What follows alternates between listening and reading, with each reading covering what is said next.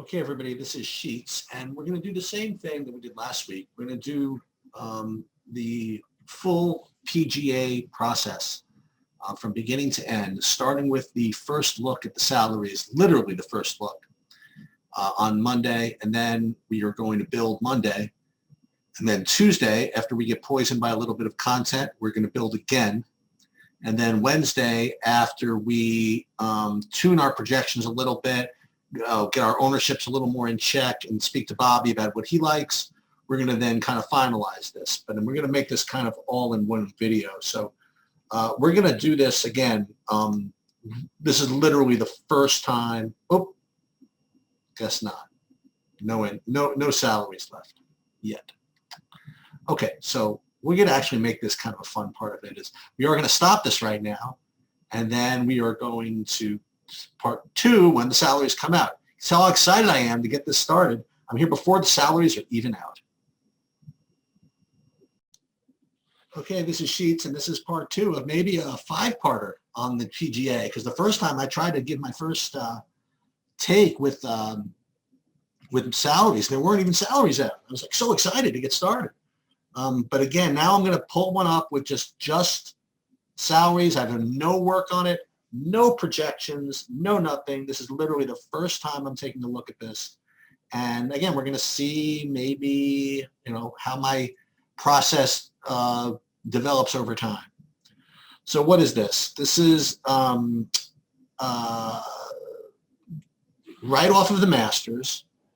And boy, it's getting a fairly strong field. So let me just take a quick look and let's just see kind of what stands out.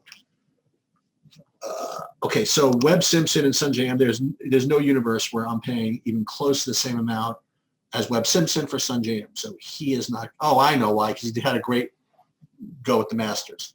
So he's going to be an immediate fade. He's just 7,500, and all of a sudden, from one tournament, he's now 11,000. No thanks. Fleetwood's much better. Hatton's much better. So he's the first fade.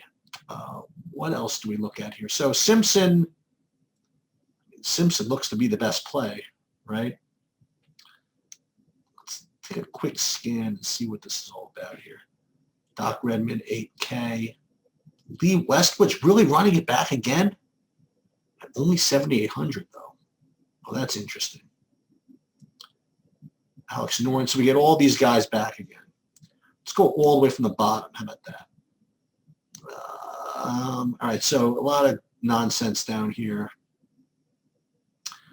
First guy I'd have interested on the way up would be Chase Seifert. Let's put him in just for the hell of it. And then as we get up here, still nothing. Oh, look at, I think Chase Seifert's better than all those guys that I just kind of went past, except for maybe Bo Hassler. And now we come up this way, and we're getting to the better players. Shank, 6,800. That's about where he should be. Scott Stallings about where he should be. Patrick Rodgers about where he should be. And again, this is just my initial takes. Norlander at 7,100 and Stenson. So these two guys. So back to the Linkoping stack, right? And then moving up. See, I don't think that all these guys that I'm just reading out here are any better than Stenson or Norlander for that matter. Not until you get up to here, like Kuchar, Noren. Okay, so we could put Noren in here.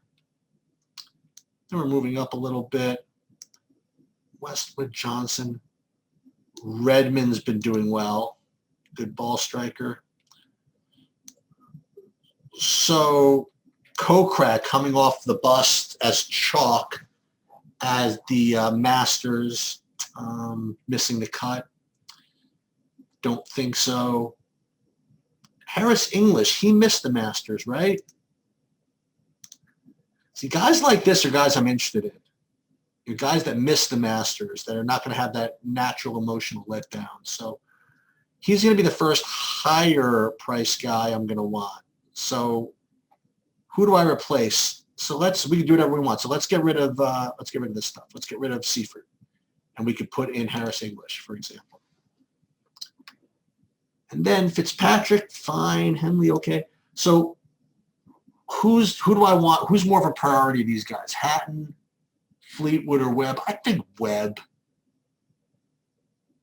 So what we can do right off the bat is we can get rid of this. We'll almost get rid of this. So if we put in Webb,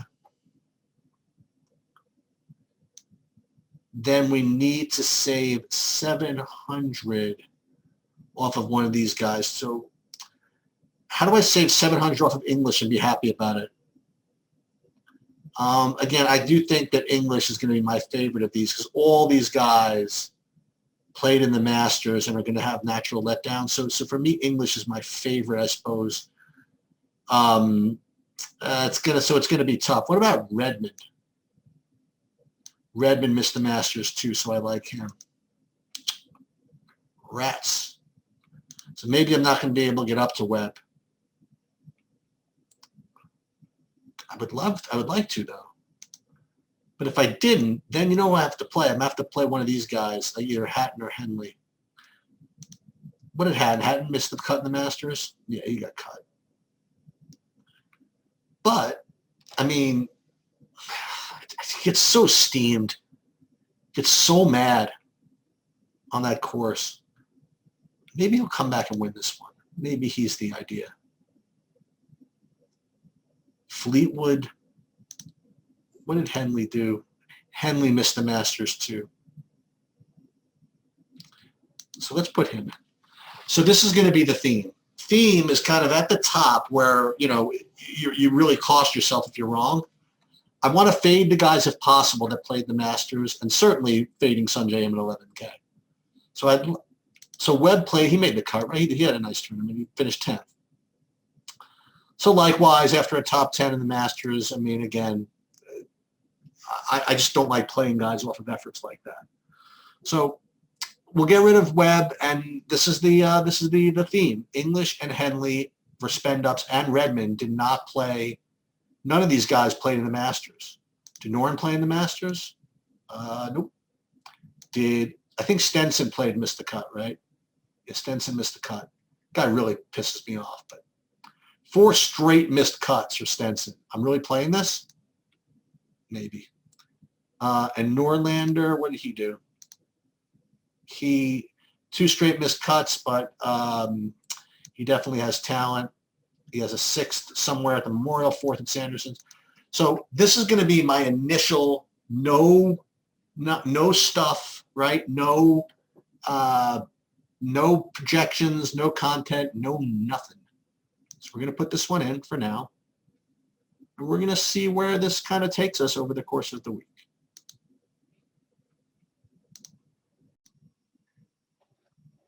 All right, so now we're at Tuesday with the PGA Process preview, live in action. And I want to tell you where I'm at right now. So again, I just gave my first look yesterday. Made one little tweak, I think, to the main lineup. And then I watched a little content and I hesitate to, well, you know what? You know who's really, really good? So Run Rick Good. Rick Lehman, I think his last name is. He's a really good content provider. Really honest, really knows his stuff. And he's one of the guys I kind of look to get some course advice and some overall kind of takes. And, you know, he has a really, really good model that goes over shots gained and course fit and things like that. So I do kind of, I look at him. And I look at other people too. And where I was at, I guess late last night, I'm just recording now, is I identified just kind of a pool of golfers that that fit the course, that had good shots gained data for the type of course that we're on. And basically what you're looking for is, you know, guys that have distance, but guys also that can, you know, but distance is not that big of a deal. I mean, you know, you hit fairways, you're kind of in good shape. And that's why Webb Simpson was kind of popping as like a really, really great play for that and other reasons. So, and remember, I mean, I'm still kind of trying to be thematic with respect to playing guys that either did not play the Masters Masters or did not have kind of a ceiling game at the Masters. So when all else is equal, that's what I'm going to end up doing. So what I did was I just made kind of a list of those top guys that I want to think about targeting, okay? And I kind of ran them in even 25% exposure in an optimizer just to see, these are not going to be my lineups, just to see the guys kind of dispersed among my lineups. The other thing I did is I selected the contests I was going to go in. And yeah, I could be more precise about that, given who I might like in a week, but I'm kind of onto the same types of tournaments. So I am going to be entering the 555, one entry in that. I'm going to do 3 entries in the 3 entry, the 150. And then I'm going to do 20 entries in the in the $8, which is the 100K guaranteed. I think I might do 3 entries in the twirl. So that's where I'm going to be as far as that goes. That's the next thing I kind of think about, and I kind of enter dummy lineups into everything. So I'm going to go over these guys, and then what I'm going to do is pause it again, because then what I'm going to do is start looking at the projections, which I uploaded into my spreadsheet, and see how many of these guys make the cut, so to speak, within my projection models. Because yeah, projections are not the end-all be-all in golf, and I'll go over that some other time. But I do like to have some quality control. In other words, if I like a guy, I would like him to be in at least the top 50% of my projection values. Again, there's no reason why top 50%, but let me just say this, is that I'm a lot more lenient with the golf projections than with, say, football and basketball. Again, and that's just because of the way results distribute in golf, and we'll talk about that some other time. So let me just go over like some of these new guys that kind of I added to my initial kind of builds. And as I do that, I'm also going to just go through again, you know, my takes on these guys. So again, nothing's really changed. Like I don't like him in Fleetwood. Webb is going to be, you know, and again, we're not talking about ownership yet. That's next, okay? We can think about it.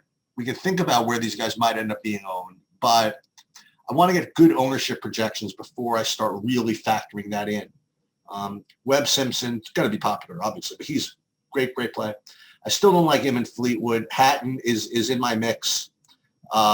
Fitzpatrick is in my mix now a little bit. No Day, no Oosthuizen, no Lowry. I'm not playing somebody coming right off of COVID. I'm not playing Neiman. Munoz, again, coming off the Masters, great performance. I wouldn't play him. Same with Connors, top 10 him. So we're going to go through these. So these guys, again, you've seen this main line up here. These are the same guys I liked before, and we'll talk about them again as we get to them, I guess. Henley, again, at 10-1. He didn't play the Masters last week. He has good shots game data. And the 10-1 has sticker shot that might keep people off him. Harris English I still like a lot after consulting models and things like that. Doc Redman, still like him a lot. Just really nice ball striker. He'll hit, you know, middle of the fairway every time as well. Alex Noren, still like him. Austin Cook, he's got just really good course history here, among other things. So I have a feeling I'm not going to end up playing him just because I think he's going to be highly owned as a result of that. But for now, just ownership aside, he's certainly making my list of top 20 plays. And Norlander still is in there. So let's just go through these others. Kisner, not really. Harmon, not really. It's going to scroll down to the guys that I did get to here. Sam Burns, he's making my list now. Good combination of distance and accuracy. Fits the models decently. Sepp Straka, he's making my short list now. Matt Kuchar, I don't know if I put him in yet. He is going to be the real kind of like chalky, cashy type play. I mean, 7,400 for Matt Kuchar is really just kind of tough to overlook. But for GPPs, I don't know what kind of upside he has. We'll get to that later. Harold Varner, it's going to be pretty popular as well. But again, we're not worried about that too much right now. It used to be kind of an okay play, but not really that great, just from the model perspective. Again, we're not talking about projections at all yet. That'll be after a pause. Other guys down here, I'm still okay with Henrik Stenson, but not great. And Matt Neesmith was a guy all the way down to 7K who made my kind of list. Then these other dudes who, like James Hahn, I don't expect him to project well, but the models suggest that he's pretty good. Same with Martin Laird. Same with Adam Schenk. And then there was another guy all the way down, Doug Gim. And then there was another guy all the way down here, I thought. David Hearn a little bit, but John Huff is as thick as low as I would go. So all those guys, it's about 20 guys total maybe. They all made my list. And so what I did was I went CT Pan. So I shoveled all these guys around and I put, all these guys in the 20 Millie Maker lineups. It's not even Millie Maker, it's 100,000 for first, but you know what I mean. The big lottery ticket one. And I just kind of just randomized, putting them all in lineups. That's why you see some of them have 2,100 left on the table. I wanted to make sure that I had 25% of all of them. So they all showed up the same just to see what it would look like. So these are kind of the guys that I'm kind of hoping in a way fit my projection models as well.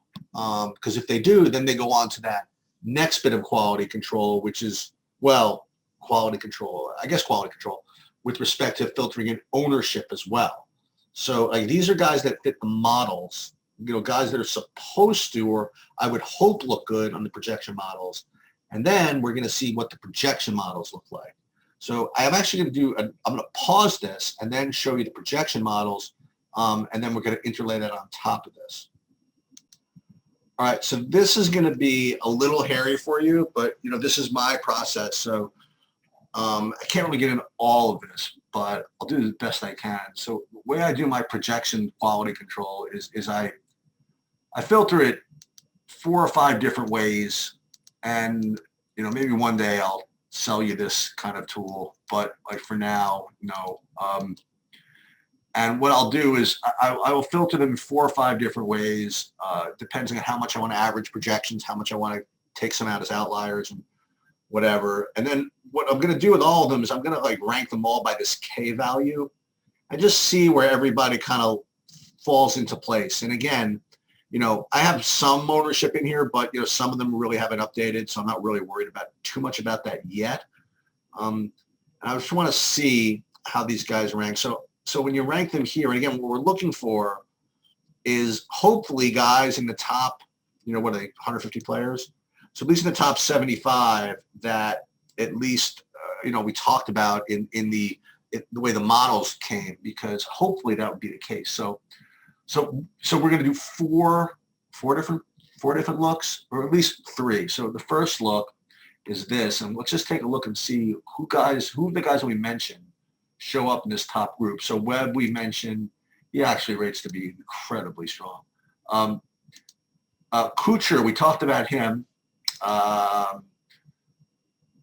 Harris English, Tyrrell Hatton, Sam Burns. Okay.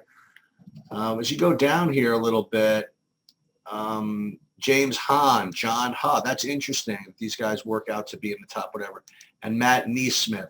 So of the top 75, for example, we get 8 of them that are showing up in our top models anyway. So you have Matt from the bottom up, Matt Neesmith, John Huff, James Hahn, who did I say? Sam Burns, Tyrrell Hatton, Harris English, Kuchar, and Webb Simpson. So we're thinking about, overweighting these guys, or maybe keying those guys when we actually go on to build the actual lineup. So let's just, this is really tough to explain, but let me just, let me rerun it just like this, and I'll tell you why one of these days. So now if we rerun this, and then we re-rank them thusly, see if anything kind of changes. I don't expect that much to change, if anybody. So Webb again, Webb, Harris English, Kuchar drops a little bit, Burns still, Hatton, Neesmith, Hahn, Huff.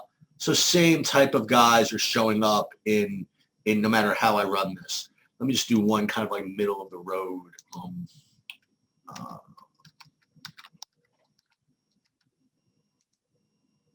Run as well, and let's see if that makes any difference.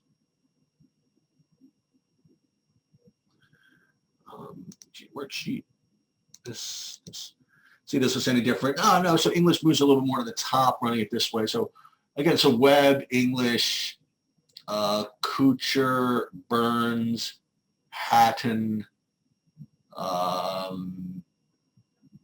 Neesmith, Norlander. That's good because everyone wanted to play him. Hahn, right? John Hug, and Fitzpatrick just makes it down at the bottom.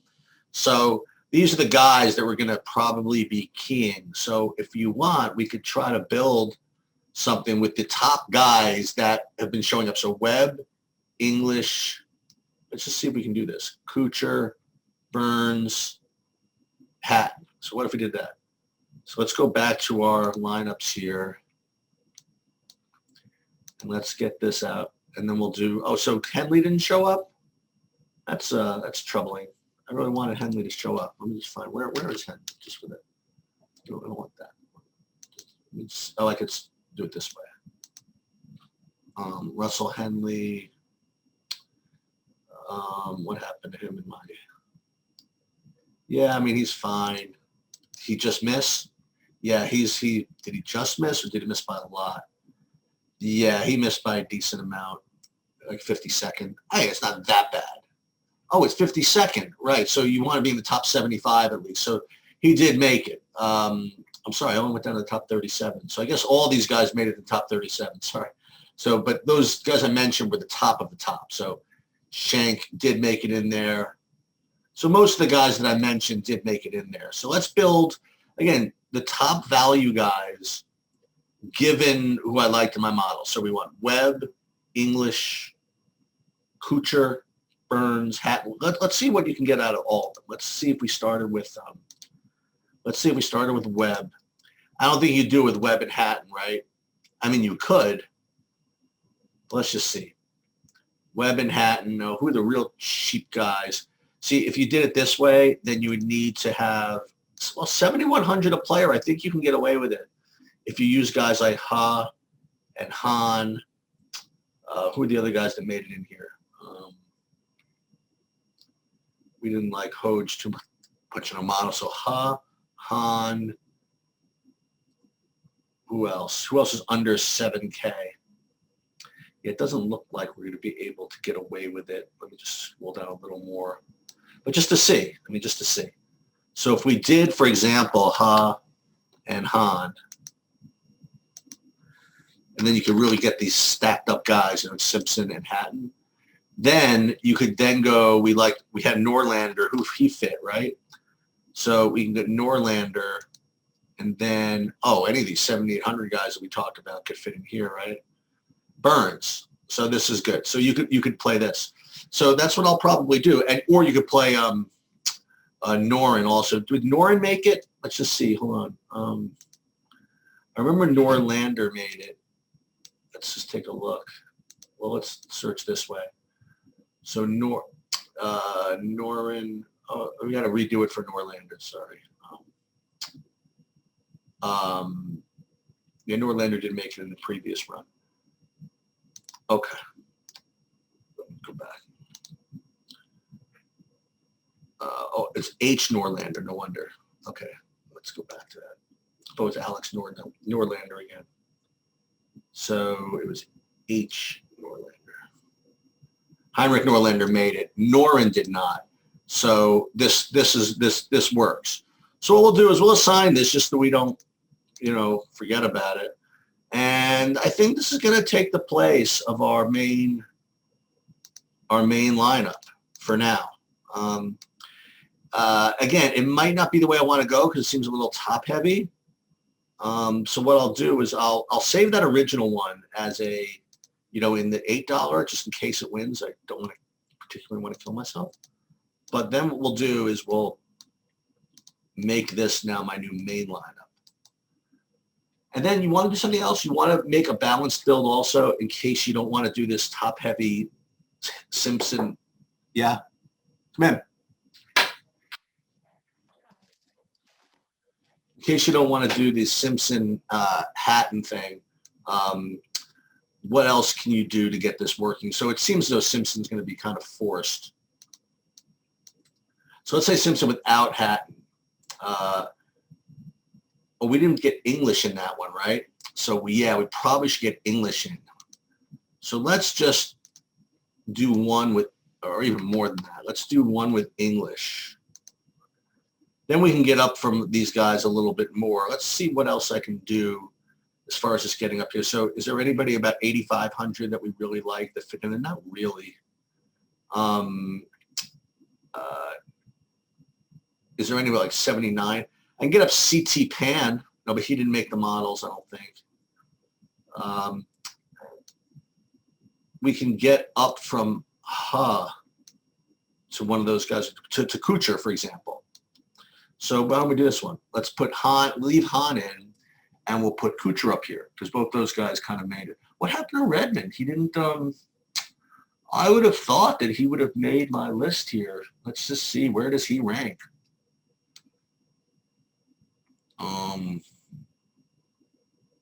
Oh, he did. What am I talking about? So Doc Redmond's definitely in here. Yeah, he's like 29. So we can get him in. I kind of want to. So what if we put Doc Redmond in instead of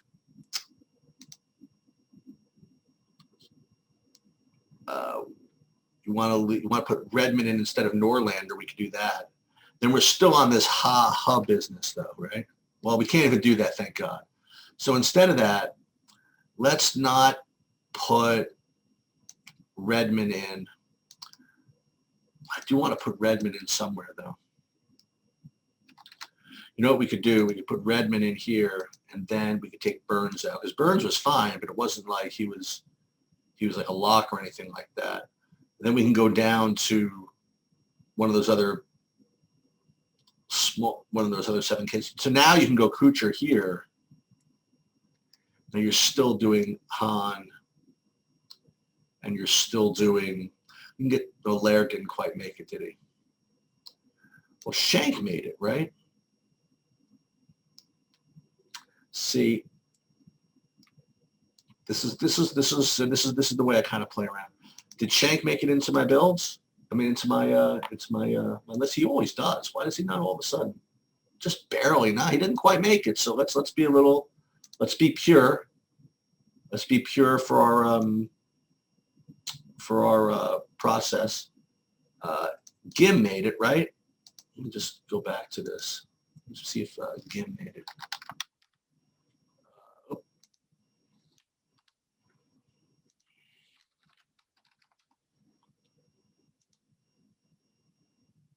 No, Gim didn't quite make it either.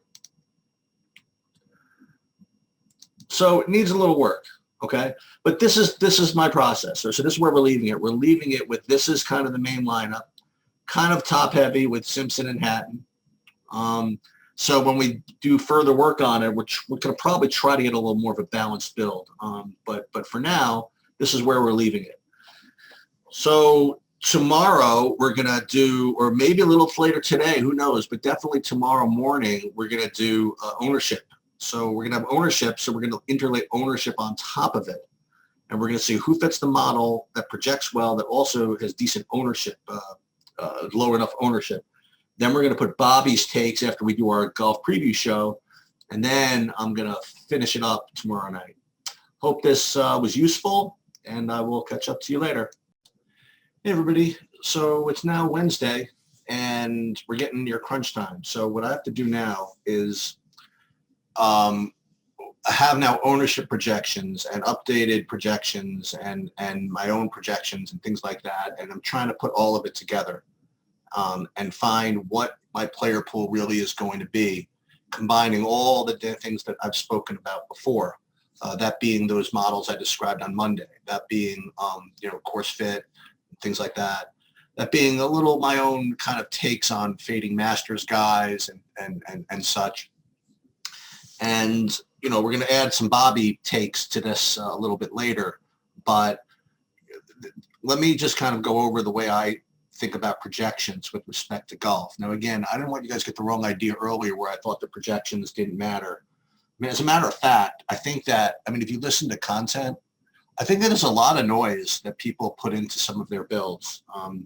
They talk about things like T1s and missed cuts and and things like that, which to me reminds me of people that put emphasis on wins for pitchers in baseball. You know, there's a lot of stuff that goes into getting those results that is more important than the actual result.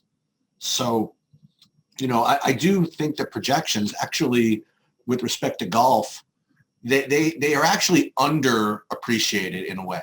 Because, I mean, look at the content. I challenge you to listen to a lot of golf podcasts. And when people recommend guys, it's for really just kind of, I don't say weird reasons, but very touchy-feely reasons. Like you'll hear people say, I just can't play him. Or stuff like, I'm off of him. Or he's going to get after it this week, you know, and things like that. And I just don't trust him here. Or, you know, and it's funny because in a lot of other sports, they're very, very numbers-based, like with baseball and things like that.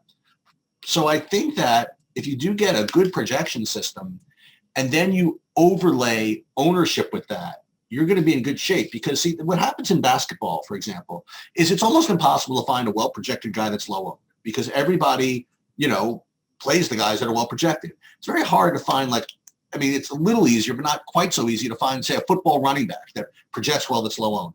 But because of what I just said about the way that analysts and content providers and people just look at golfers, they actually give you the opportunity to play highly projected guys at low ownership sometimes.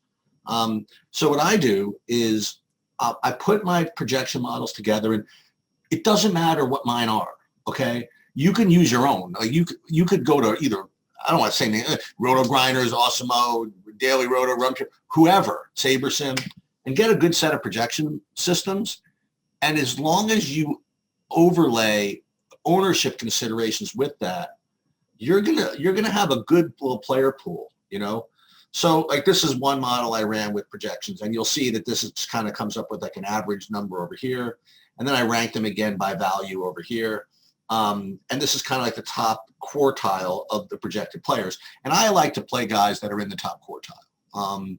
If I'm going to go beneath this, I mean, there's really got to be a really, really good reason. It's got to be really just hyper low owned, and I got to have a real good reason otherwise. So, but I find that I'm able to find a good mix of players from this kind of range. Now, if they also fit, now this is Nirvana. If they also fit my initial takes and those initial models I ran Monday and the, you know, my other takes on who I'm looking for, then you have the gold mine. But it's unlikely to get everything. So when it comes to balancing your you know, what your priorities are, for me, I'll play guys in my player pool that have all of them, obviously. And then I'll also play guys that have well projected low owned, regardless of whether I liked them or not before. And then if it's a guy I liked before that doesn't project well, if they're low owned, I'll play them. What I won't do is play some guy that I kind of had a feeling about on Monday that doesn't project well, who's also popular. Okay. So to give you an idea, so let's look through these guys and I'll show you who I'm going to be keying on. So you look at these guys, and this is like the value range over here. This is like the top quartile of players. And then you'll see here average ownership over here. And this just kind of combines ownership projections from all over the place. And you'll see that there are guys here like Kevin Streelman, Tom Hogue, Cameron Trinigal, like a good amount of guys that are under 10% or under 5% that project well. So all those guys are going to go into my player pool. Now we're going to talk later about how to actually construct the lineups, like using SaberSim, because that's what I like to do. But what I'm also going to do is go through these and see which guys I could kind of X out. So like Webb Simpson, I'm not going to X out because he's the top rated guy by a lot. He fit my original model and he's highly owned. So I don't have everything, but I got enough. So he's definitely in the player pool. Guys like Harold Varner, you know, he didn't match my player pool. He didn't match my model too much, but he's the second highest projected value and his ownership is not that bad. It's only 12%. So he's going to stay in. Brian Harmon is out. Okay. He's highly owned. I never really liked him in the first place, okay? All he's got going for him is a decent projection, and that's not good enough. Joaquin Needman, I didn't like. You know, he was a guy I was really fading before, right, because I didn't want to play him off of COVID. So his projection's fine, but his ownership's bad, so he's out. Harris English, remember, he's a guy I really liked from my models. He projects really well, but his ownership isn't great. So he's got 2 of the 3. He stays in. Louis I didn't want in the first place, off the Masters hangover, whatever. Projects okay, projects well. His ownership is, I'm not going to X him because 13% is not the end of the world. Kokrak, I liked him in this model. He projects well. Only 10%. He certainly stays in. Connors, I wanted to fade because, I don't want to play a guy like that coming off of that performance. We talked about that Monday. And although he's projects in the top quartile, he's highly owned, so he's X'd. Kevin Kisner, he wasn't really a guy I profiled nicely for this, although, and then all I'm hearing all week is how it's a perfect course for him. But be careful about course history with this particular course because so many of the previous tournaments on this course have been extraordinarily weak fields. So you are going to see results from kind of crappy guys that, are just not going to translate because this is a pretty tough field. But he's 17%. He's out. Taylor Gooch. I didn't even consider him in the first place, but he projects okay. But you know what? For a guy I didn't think about in the first place, he's a little bit too highly owned for me to just squeeze him in just because of projections. On the other hand, say Trenegal, he projects very similarly to Gooch, but he's only 3% owned, so he makes it. McCarthy, I never thought of him before, and he's over 10%. He's out. Matt Kuchar, he fit my model. He projects really well, and he's only 5%. Is that real? I mean, he's huge. He's going to be in. JT Poston, didn't really think of him before. He's in the top quartile. Under 10%. He'll make the player pool. Tyrell Hatton, I liked in my original model. Actually, I thought he was kind of neutral. Projects fine, but he's highly owned. He might end up taking it on the chin. I might not play him after all that. Poulter, never really thought of it. Projects okay. He's under 10%. I guess I'll throw him in maybe I'll throw him in the player pool at least. See what happens. I'm Xing. Talked about this before. I wasn't playing him. He doesn't project all that great, and he's over 10%. He's out. James Hahn, he's checks all the boxes. He was good in the model. He projects well. He's underowned. He's low owned. He's in. Joel Damon, he projects okay. Top quartile, kind of low owned. He makes it in here. Henrik Stenson, I was gonna toss him, but he's only 2%, so he's going to have to stay in. Rory Sabatini, I never even thought of him, but after running stuff, projects well, under 10%, he's in, under 5%. Sam Burns, he's out for COVID. Okay. Shane Lowry, he, too highly owned, given I didn't really like him in the first place. And then these other guys, low-owned, decently projected guys are going to make the player pool. Snedeker, Hubbard, Reevy we talked about before, so he might get double bumped. Duncan, low-owned. Brendan Todd, he is low enough owned. He's making the player pool. Neesmith, we talked about him. He's like triple, right? Projects well. We talked about him in the model, and he's low-owned. John Hugg, triple, right? He's made the model. He's low-owned. He projects well. Sebastian Munoz, X. Sam Hadwin, didn't really think about him, but at 1%, fine. Adam Long, same thing, 3%, he's in. Justin Rose, X. Matt Fitzpatrick is he fits the model a little bit. He's at the bottom of the projections. He's over 10%. He's probably going to end up being X. So that's kind of what the player pool is going to look like, right? And then what I'm going to do is I'm going to get some picks from Bobby. I'm going to sneak some in. And I always like to throw in a little 10% of a Bobby play just because he's Bobby, because he's the best. So these lineups, they really don't mean anything. These were just kind of just throwing guys in that I thought were going to be low owned, that well projected. But when we go through it a little later, when I don't want to say finalize, they can't really be finalized lineups. But I'll get you really to the end of the process a little later on today. So we're almost there. We're almost through the process, and be back in a little bit. Okay, so we just had Bobby and I just did our thing. So I have his his big takes, and now we're gonna just completely just do our thing with my player pool. And then we're going to build lineups using SaberSim and see what we do. So first thing we do, as we said, we're going to go down, we're going to probably chop off, you know, guys that don't even come close to making the list as far as my projections go. Norlander is out, by the way. So let's just make sure that let's just first chop off all of this, okay? All of this gets chopped off for openers, all right? Boom. Now,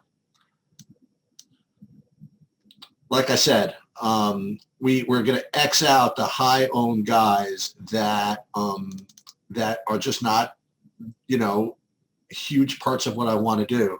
And we're going to filter in the stuff that Bob and I talked about. So Streelman's definitely in. Webb is definitely in. Varner, I've changed my mind. I'm going to keep him in even though he's somewhat highly owned. Harmon, I'm going to keep in even though he's somewhat highly owned.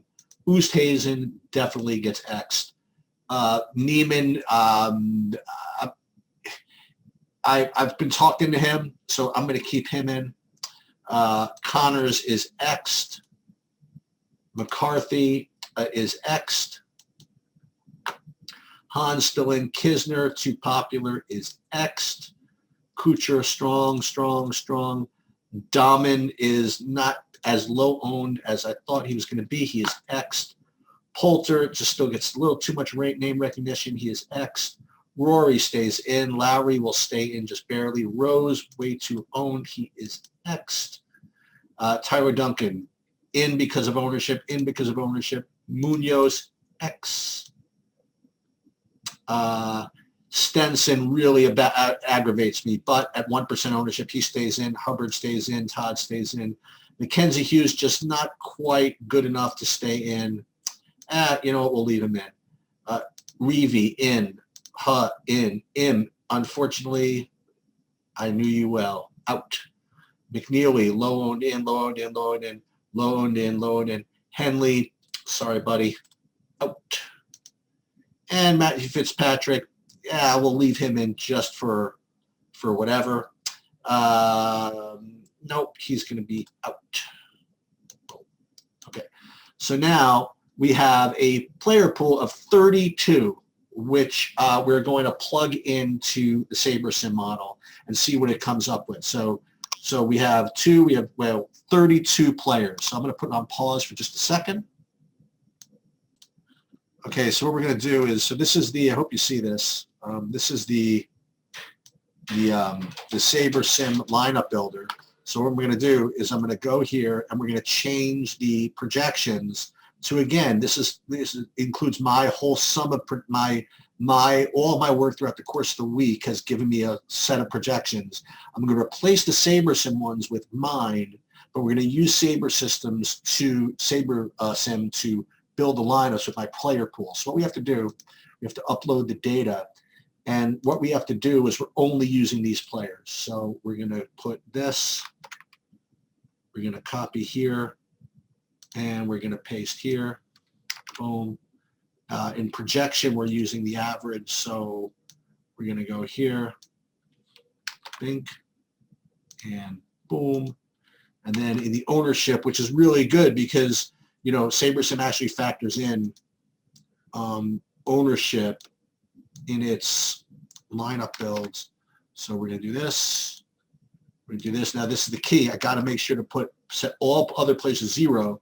So I don't want SaberSim to include other players in player pool, okay? So we have this. Now, remember, what type of lineups are we building? So what do we have? Let's just take a look. We'll edit the entries. We're going to put edit, and just remember what we have here, okay? So my original sheet, right? So we have, what do we have? 3 through, so we have 21 lineups in the 8, 3 in the 44, and we have a bunch of these single entry type things. So I want to build different types of lineups. So I'm going to build one group of lineups for these tournaments where you don't need to beat 700,000 people, okay? And I'll show you how to set those in a minute. So let's do those first. So 1, 2, 3, 4. So 5 lineups. We're going to make them kind of like 3 entry max type tournaments, type build. So 1, 2, 3, 4, 5, 6, 7, 8. So there are 8 of those that we want. So what we're going to do is go back into the SaberSim, and we are going to make a new build, and we're going to set it to 3 max settings, okay? And so what we're going to do is we're going to build 8 lineups of that.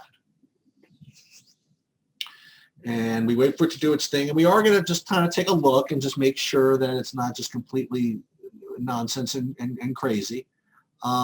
Good. Okay.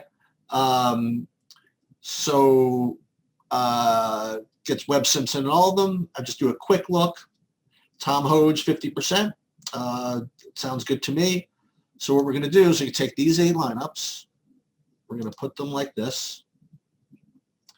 This is really toward the end. And again, I'm probably going to do this again. So I don't want you to consider these being my, necessarily my final lineups, right?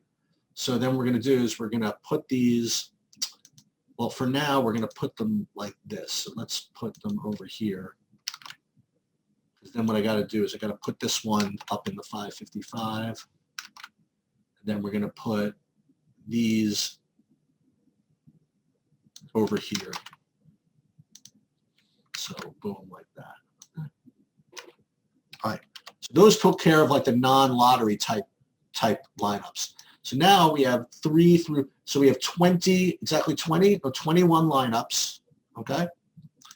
21 lineups that I want to build that are more lottery ticket type lineups because they're going against a zillion people. So what we're going to do a new build, and we're going to set this to 150 max settings. It means a pretty decent ownership fade, good, smart, high smart diversity, and we're going to set it to 21 lineups, okay? So even though we're only making 21 lineups, we're setting it to have that kind of juice, okay? So now we're going to build this.